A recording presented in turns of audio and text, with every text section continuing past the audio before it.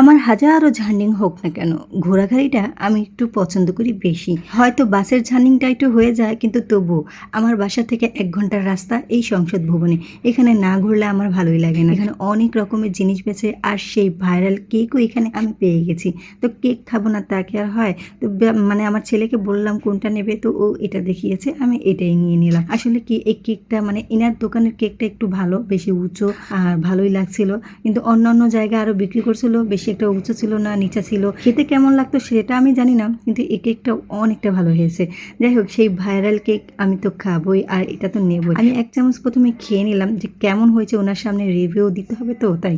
তো বললাম যে না, অনেক মজাই হয়েছে। আসলে কি মানুষ কষ্ট করে বানায়, যদি ভালোটা বলে একটু কিন্তু ভালোই লাগে। তাই একটু আমি সুনাম করলাম, আর এমনিতেও কেকটা ভালো হয়েছে। তারপরে যাই হোক, এইখানে চাবি রিং পাওয়া যায়। এর আগেও আমি 4টা চাবি রিং কিনেছিলাম, একজনকে একটা দিলাম, 3টা আমার ঘরে আছে।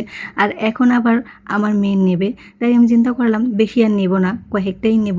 তবুও দেখছিলাম কোনটা ভালো লাগে। তো এখানে অনেক পদেরই চাবি রিং ছিল, ছোট থেকে বড়। তো বড়গুলো নিয়ে নিই, কারণ কি এমনিতে চাবি রিং ব্যাগের ভিতরে রাখতে হয়, তার মধ্যে তো এত বড় বড়গুলো বা নিবে কি করব, এক একটা 50 টাকা করে পিস। আর ছোটগুলো আমার মেয়ের অনেক সময় ব্যাগের ভিতরে নেই, কিন্তু ব্যাগের ভিতরে নিলে কি হবে, ব্যাগের থেকে চুরি হয়ে যায়, সেটা ও বলতেই পারে না। আসলে কি বাচ্চা মানে বড় হলে কি হবে, এখনো বাচ্চাদের মতনই, তেমন কিছুই বোঝে না। তো এইখানে সেই সংসদ ভবনের কাছে আমি গাছের সামনে ভিডিও করে নিয়েছি, কয়েকটা ছবি তুলেছি। বেশি কিছু করতে পারিনি, কারণ কি আমার যেতে যেতে সন্ধ্যা হয়ে গেছে। বিকালকার ঘুম দিয়ে গিয়েছি বলে আমার দেরি হয়ে গেছে, আর ঘুম না দিলে না ভালোও লাগে না। তাই চেয়েছি যে একটু আরামে যাই। এতই আরাম করতে গিয়েছি, সেইখানে আমার রাত হয়ে গেছে। কিন্তু মেয়ে তো নাছোড়বান্দা, ঘুরবে তো বলছে, তো ঘুরবে। আমাকে সেই ঘুম থেকে উঠিয়ে আমাকে যাওয়ার জন্য রেডি করিয়েছে।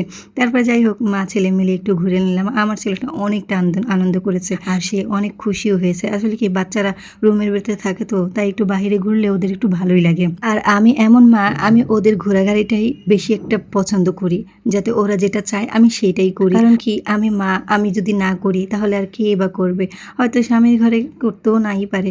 যাই হোক, আমি ওখানে হাঁটতে হাঁটতে জিয়া উদ্যানে চলে যাই। জিয়া উদ্যানে যেতে যেতে আমার রাত হয়ে যায়। সেইখানে আর ভিডিও ফুটেজটা আমি তেমন সুন্দর করে নিতে পারিনি, কারণ অন্ধকার আর কেমনই বা উঠবে। তারপর ব্রিজের কাছে যাই, সেখানে গিয়ে আবার একটু ভিডিও আর কয়েকটা ছবি তুলি। খুবই ভালো লাগে। আমার ছেলে তো সেই রকমের আনন্দ করছিল, খুবই ভালো লাগছিল। মাঝে মধ্যে আমি চাই যে ওদেরকে নিয়ে একটু বাইরে কোথাও ঘুরে আসবো, যাতে করে ওরা একটু আনন্দ পায়। তেমন তো আর খরচ হয় না, একটু ঘোরার মধ্যে আনন্দ ফিলটা অন্যরকম।